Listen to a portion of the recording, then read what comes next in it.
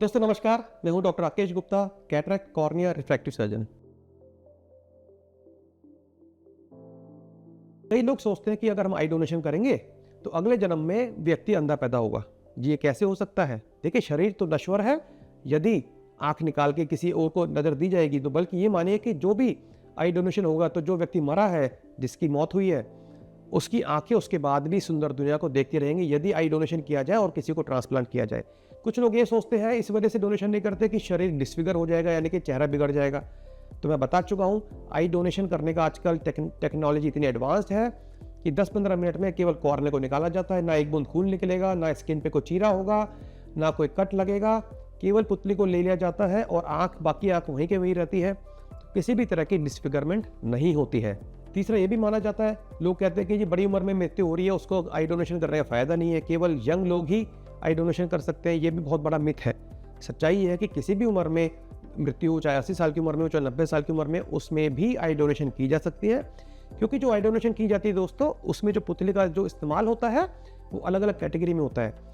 कुछ लोगों को नज़र देने के लिए ऑपरेशन किए जाते हैं, जिसमें कि पुतले की क्वालिटी पे फोकस किया जाता है। लेकिन बहुत सारे ऑपरेशन इसलिए भी किए जाते हैं, जैसे किसी की आंख में अल्सर हो गया है, चोट लग गई है, तो उनकी आंख इसलिए बदली जाती है कि किसी तरह आंख बच जाए। और जब आंख बच जाती है तो उसके बाद उसके सेकंड ट्रांसप्लांट करके रोशनी दी जा सकती है। तो यहाँ पे दो बात समझनी है कि पहली बात, अपनी आई डोनेशन को आप रजिस्टर करें। आजकल ऑनलाइन रजिस्टर भी हो जाता है, आई बैंक में आप रजिस्टर कर सकते हैं ऑनलाइन। और यदि आप किसी नज़दीकी आई बैंक को फ़ोन करेंगे तो वहाँ से भी आपको आई डोनेशन प्लेज करने की सुविधा मिल जाती है।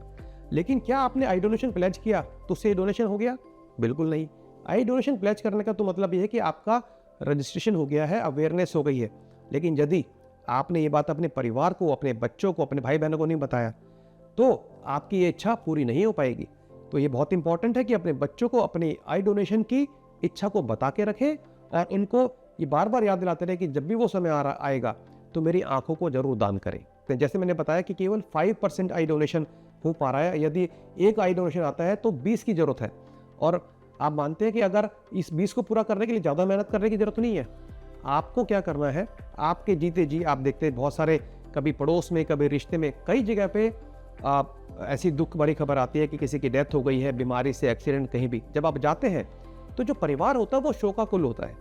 तो परिवार को इस बात की जानकारी नहीं होती, ना इस बात की हिम्मत कर पाते हैं वो कि वो आई डोनेशन की सोचे। लेकिन जो पड़ोस के लोग आते हैं, जो रिश्तेदार आते हैं, यदि उनमें आप अपना एक रिश्तेदार होने का या पड़ोसी होने का एक जिम्मेदारी निभाएं और उनके साथ सांत्वना देते हुए उनको एनकरेज करें कि देखिए जो व्यक्ति है वो चला गया, बहुत दुख की बात है। लेकिन यदि आप आई डोनेशन के लिए उनको एनकरेज करें और उनके हामी भरने के बाद आप आई बैंक में फ़ोन करके बुला के आँख दान कराते हैं तो आपके जीते जी आप कई इस तरह के लोगों से आई डोनेशन करा सकते हैं। तो आइए हम इस सुंदर दुनिया को देखने के लिए अपनी आंखों को जलाएं या दबाएं नहीं, मृत्यु के पश्चात दान करें। और उस दान से हम एक व्यक्ति के दान किए जाने से 2 परिवारों को रोशनी मिलती है, 2 व्यक्तियों को रोशनी मिलती है।